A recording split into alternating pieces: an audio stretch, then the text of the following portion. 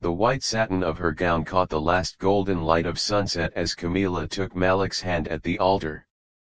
20 years of shared history culminated in this moment. Childhood friends turned soulmates, their eyes reflecting the same dream.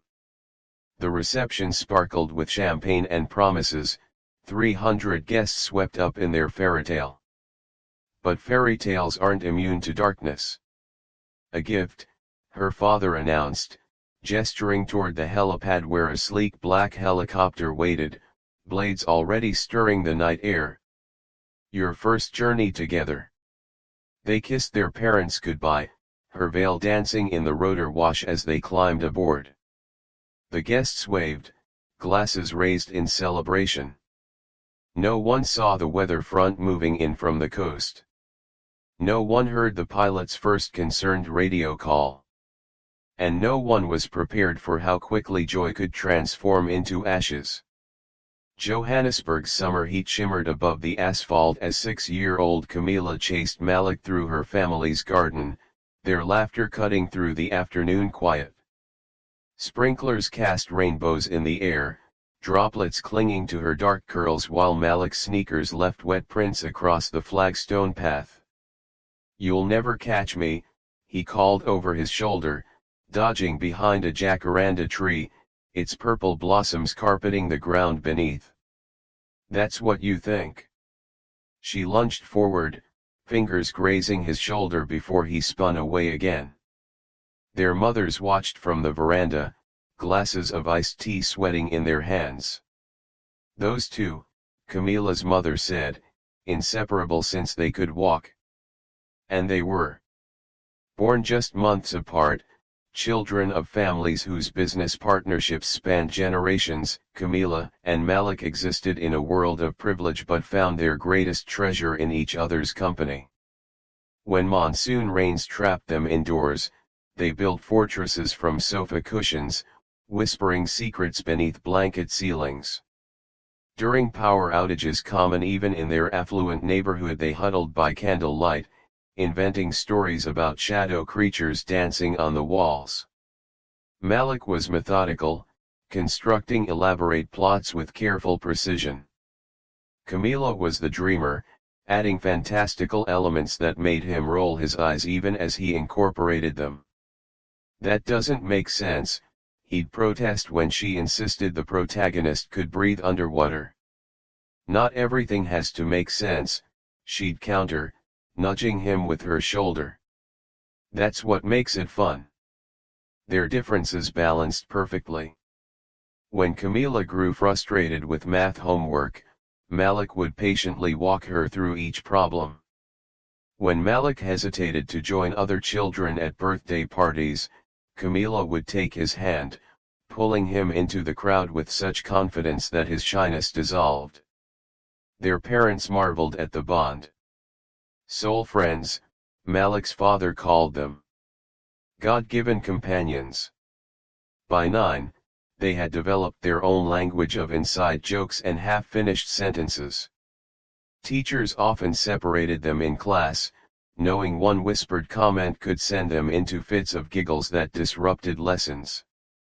But even across the room, they communicated in glances and subtle gestures, a secret code no one else could decipher.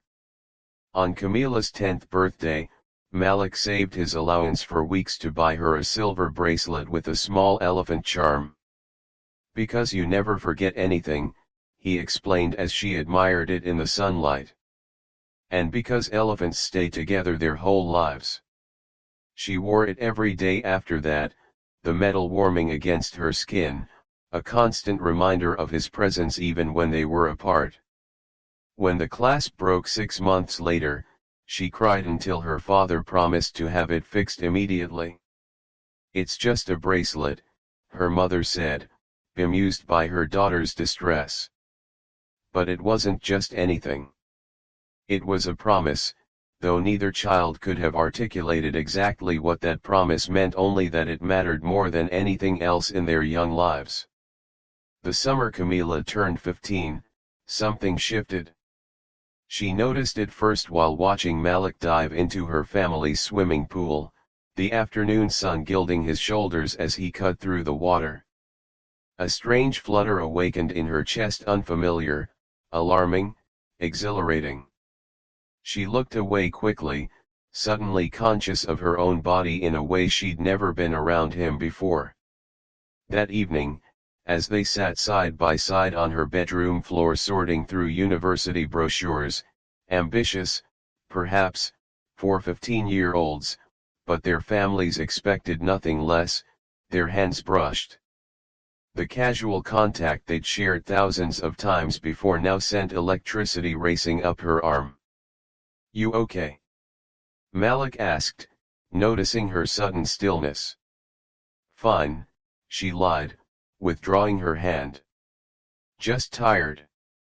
But she wasn't tired. She was awakening to something that had perhaps always been there, dormant beneath the comfortable certainty of their friendship. Malik felt it too, though he hid it better. He found himself noticing things he'd overlooked before: the way her laugh started deep in her throat before bubbling out, how she absently twisted a curl around her finger when concentrating, the slight indent above her upper lip that deepened when she smiled. These observations embarrassed him, as though he were somehow betraying their friendship by seeing her differently. Their friends noticed the tension before they acknowledged it themselves. "When are you two finally going to admit you're in love?" Thabo asked Malik during football practice, the question catching him so off guard he missed an easy pass.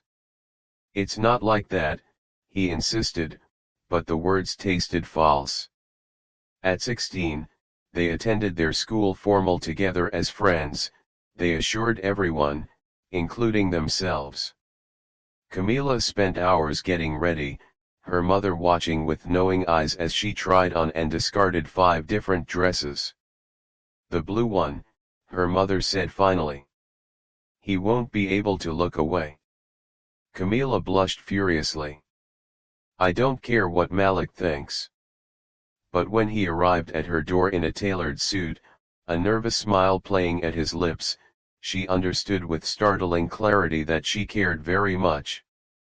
They danced that night, his hand hesitant at her waist, her fingers light on his shoulder, maintaining a careful distance that felt both necessary and unbearable. The music slowed, and other couples drew closer. Camila's heart thundered against her ribs as Malik's eyes met hers, a question in them she wasn't ready to answer. 3 weeks later, they sat on the roof of her house watching stars emerge in the twilight. The city sprawled below them, a carpet of light stretching to the horizon.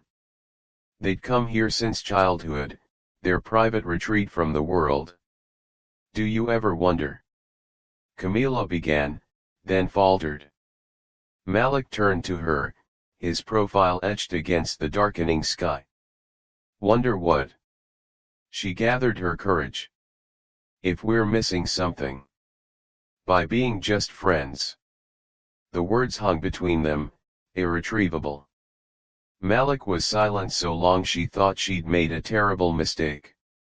Then his hand found hers, fingers interlacing with a familiarity that somehow felt entirely new. "I've been wondering that for a long time," he admitted quietly. When he kissed her, it wasn't the awkward first kiss of teenagers experimenting. It was a homecoming, a recognition, the natural evolution of something that had been growing for years. His lips were soft against hers, tentative at first, then more certain. She tasted mint on his breath, felt the slight tremor in his hand as it cupped her cheek. They pulled apart, foreheads touching, breathing the same air. Neither spoke. Words seemed inadequate for the threshold they just crossed. Instead, they sat together under the vast African sky, hands entwined, the city lights blurring below them as they stepped into something both terrifying and inevitable.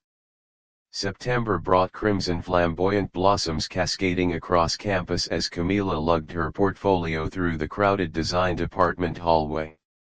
2 years into her fashion degree, she'd carved out a reputation for bold prints that married traditional African motifs with contemporary silhouettes. Her studio space overflowed with fabric swatches and sketches, a creative chaos that perfectly reflected her mind.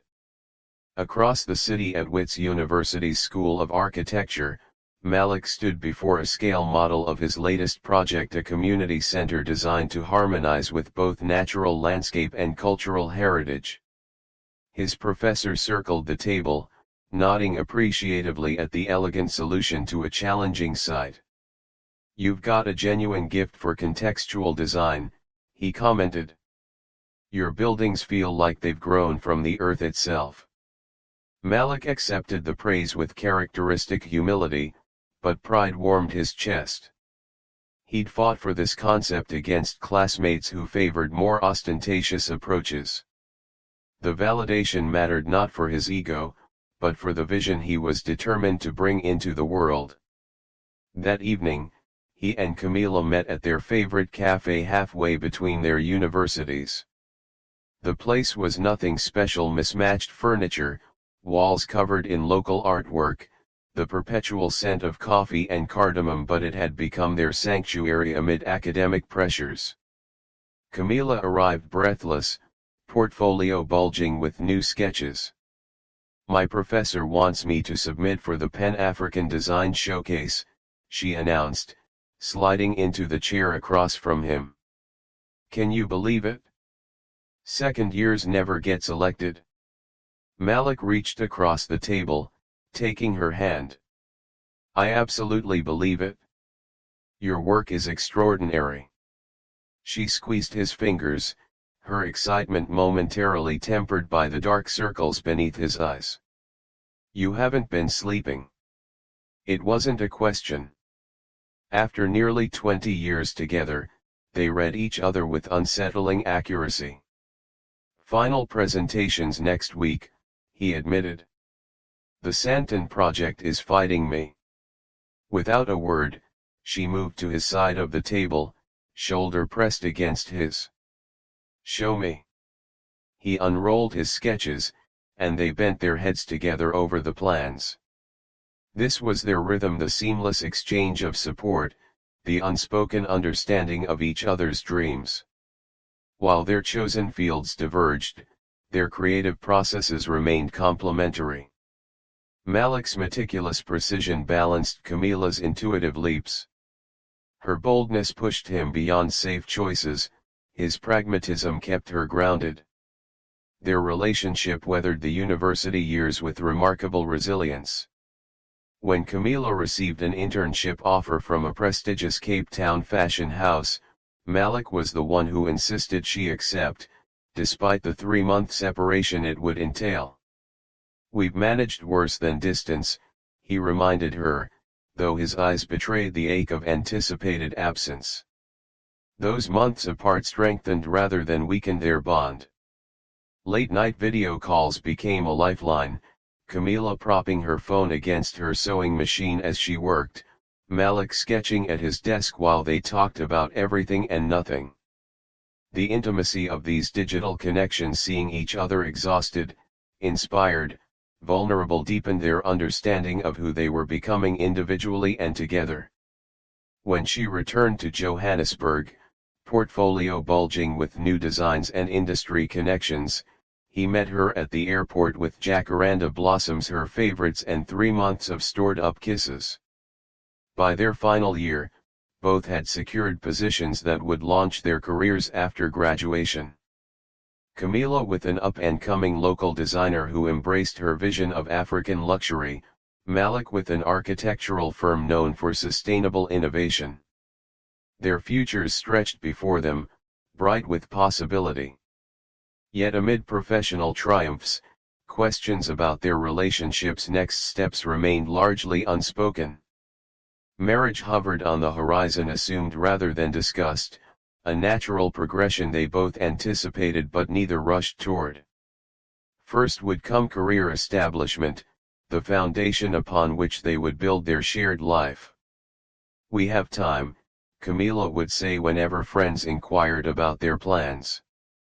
"We're not going anywhere." And they weren't. Their certainty in each other was the one constant in lives increasingly defined by ambition and change. Whatever else shifted, whatever challenges arose, they remained each other's home, a truth so fundamental it required no declaration. The Masai Mara stretched before them, golden grasses swaying in the evening breeze as their safari vehicle bumped along the rutted track. After 5 days exploring Kenya's wilderness, Camilla's sketchbook overflowed with inspiration: the ochre and amber of sunsets, the geometric patterns of tribal beadwork, the fluid grace of leopards glimpsed in dappled shadows. "One last surprise before we head back tomorrow," Malik said as their guide turned toward a rocky outcropping that overlooked the vast savanna. Camilla raised an eyebrow. "Another surprise? You've already made this trip perfect." He smiled mysteriously, fingers tapping a nervous rhythm against his thigh that she pretended not to notice. The guide stopped at the base of the outcropping where a narrow path wound upward. "I'll wait here," he said with a knowing grin that made Camilla's heart quicken. They climbed hand in hand, Malik steadying her on the steeper sections. At the summit, she gasped. A small table had been set with white linen, silver, and crystal, candles protected from the breeze by glass hurricanes. A bottle of champagne chilled in a silver bucket. Beyond, the sun hung low, painting the landscape in impossible shades of gold and crimson.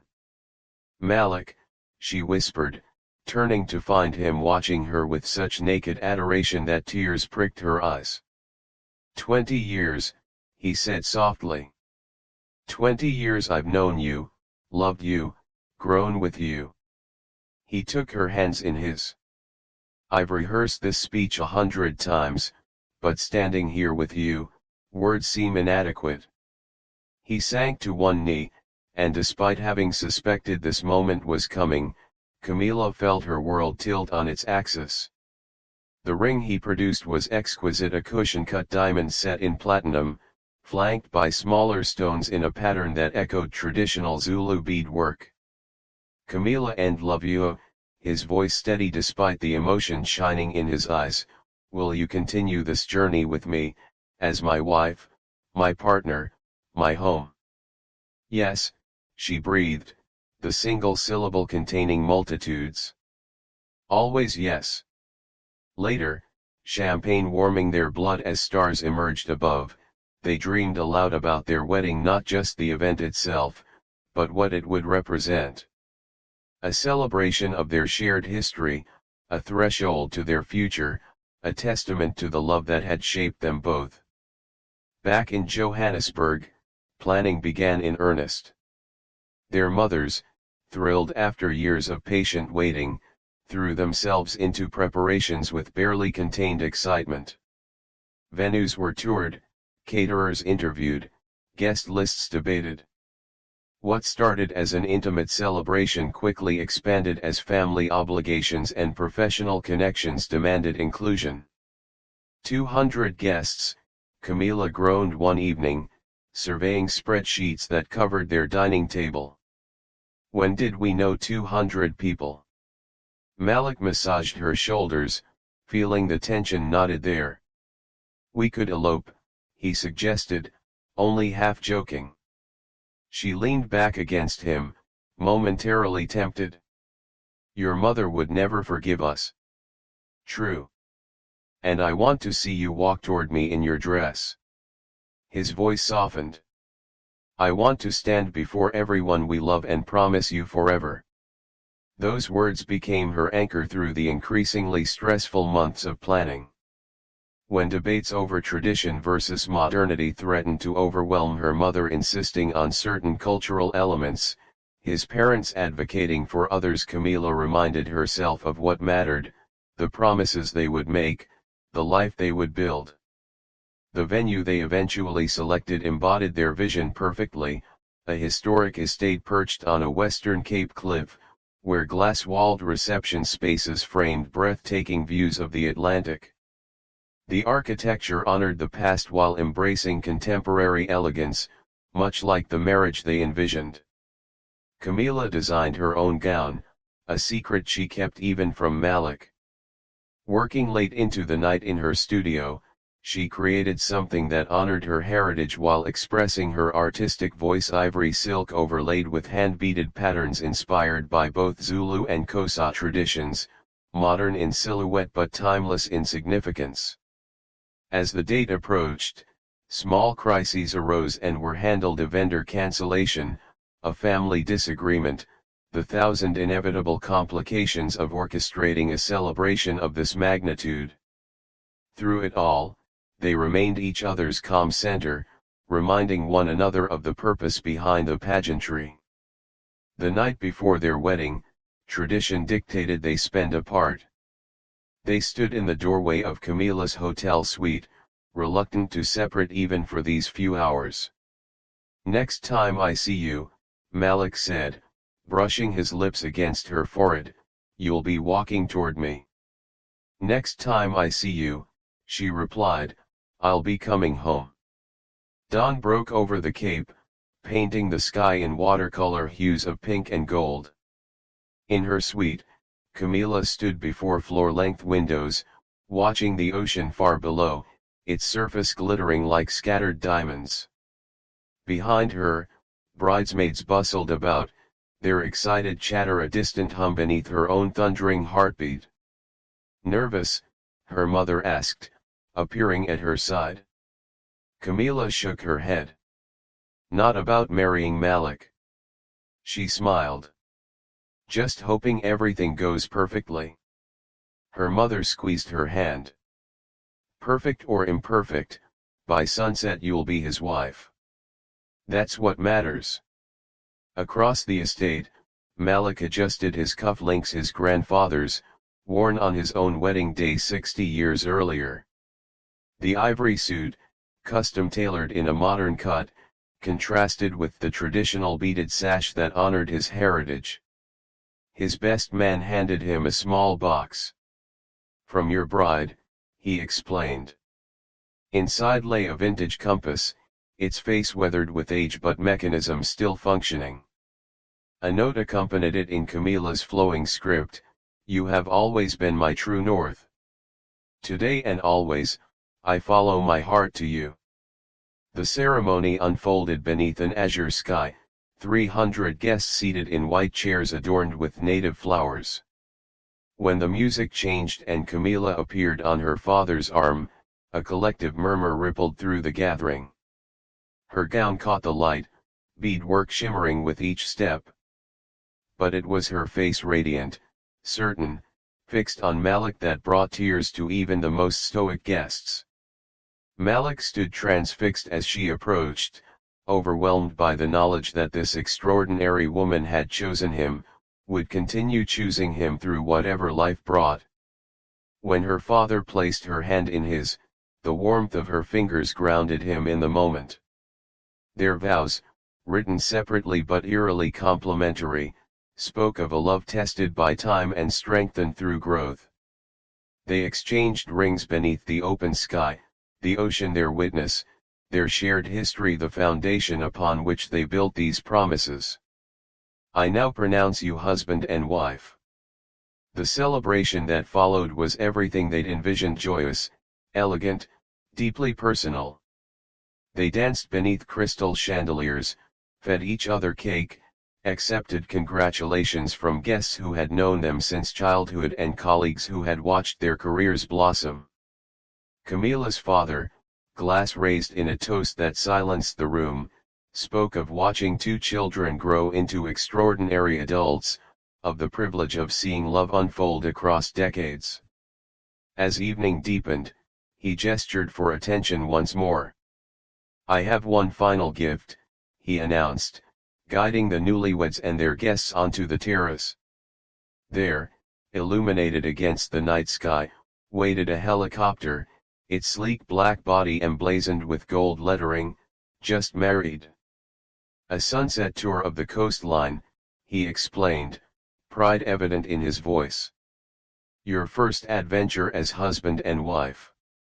Camila gasped, turning to Malik with shining eyes. It was extravagant, unexpected, perfectly aligned with their shared love of beauty and experience. Guests applauded as they made their way toward the helipad, rice and rose petals showering their path. They paused to embrace parents, to throw Camilla's bouquet, caught by her youngest cousin, to share one more kiss beneath the stars before climbing aboard. The pilot welcomed them with professional courtesy, explaining safety procedures as rotors began their rhythmic thrum. Rising above the estate, they watched their wedding recede below a tableau of lights and movement, their loved ones waving upward. Camilla leaned against Malik's shoulder, his arm secure around her waist, as they soared along the coastline. The beauty was breathtaking, moonlight silvering the waves, coastal villages twinkling like fallen stars, the rugged landscape stretching toward infinity. "I can't believe this is real," she whispered, and he tightened his embrace, pressing a kiss to her temple. "Believe it," he murmured. "This is just the beginning." Neither noticed the first indication of trouble, a subtle change in the helicopter's pitch, a momentary hesitation in its smooth trajectory. The pilot's expression shifted, hands moving with increased urgency across the controls. Only when the craft shuddered violently did fear pierce their bubble of contentment. "What's happening?" Malik asked, voice sharp with sudden concern. "Unexpected crosswind," the pilot replied, strain evident despite his professional calm. "I'm correcting course." But something was wrong, terribly, irrevocably wrong. Warning lights flashed across the instrument panel. The helicopter lurched sideways, then dipped alarmingly. Through the windshield, Camilla saw not stars and ocean but the approaching mountainside, jagged and unforgiving in the moonlight. The pilot's voice crackled through their headsets, "Brace for impact." Malik pulled her against him, his body curving protectively around hers, his heartbeat hammering against her cheek. Time compressed into a single eternal moment, his arms tight around her, the scent of his cologne mingling with her perfume, the roar of failing engines and rushing wind. "I love you," she thought or said afterward, no one would know which. Then darkness, noise, pain. The shattering of metal and glass. The world torn apart in fire and motion.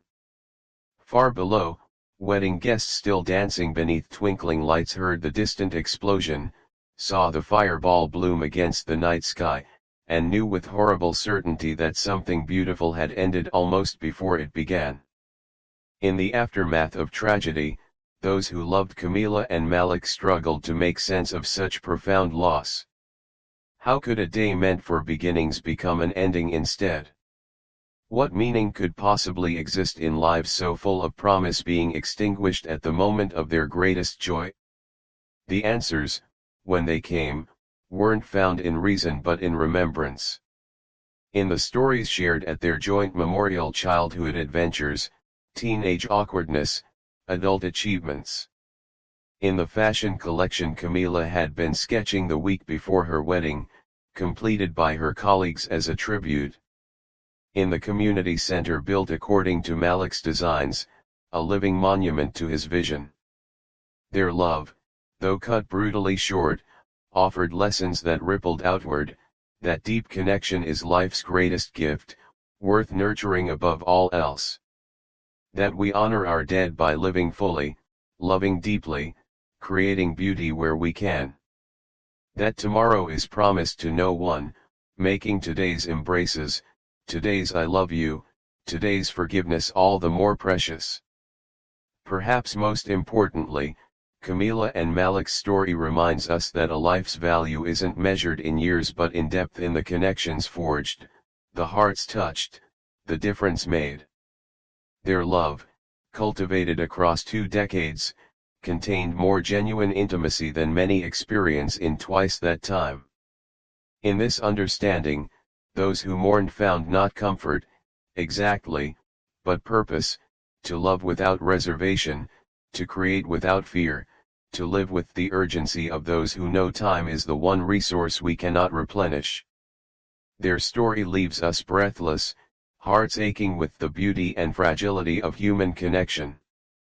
Perhaps you're sitting there now, thoughts turning to someone special in your own life, someone whose presence you may sometimes take for granted. What would you say if you knew today was all you had? What words remain unspoken, what gestures unmade, what forgiveness withheld? Don't wait for perfect moments. Create them. Send that message. Make that call. Say the words that matter. Life offers no guarantees except this: every moment we choose connection over distance, vulnerability over safety, love over fear, we honor not just Camila and Malik's memory but our own capacity for meaning. Share this video with someone who needs reminding of love's urgency. Leave a comment telling us about a relationship that's shaped your life. Subscribe to join a community that believes in the power of genuine human stories, stories that remind us we're not alone in our longing for connection. Because ultimately, that's what binds us, not just to each other, but to Camila and Malik, whose love transcended even death's finality. Their story ends, but the ripples continue through each of us who choose, today, to love more deeply because of it.